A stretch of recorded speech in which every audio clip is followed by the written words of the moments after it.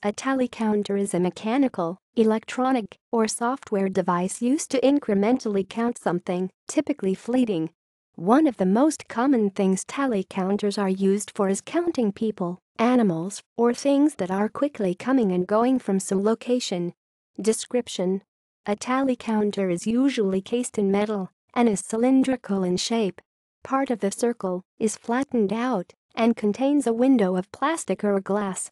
Inside the counter are a number of rings with the numbers from 0 to 9 in descending order going clockwise. Most counters have 4 such rings, allowing the user to count up to 99.99. A metal ring may be attached to 8 in holding the counter, and usually half the ring is bent to allow it to fold flush with the counter when not in use. The counter is activated by pressing a button located above the screen. This causes the first ring to advance one number. After the count has reached 0009, then the second ring will advance one click, and the first ring will come back to 0 displaying 0010. To reset the counter, a knob is located on the side. This knob turns all the rings which are displaying the same number, usually 0.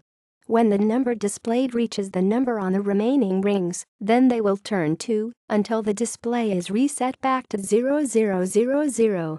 Analog odometers in vehicles operate in a similar fashion. Electronic tally counters are available, which use an LCD screen to display the count and a button to advance the count. Some also have a button to decrement the count, for example if a mistake is made or if counting a majority. Uses: the main application of tally counters is as people counters.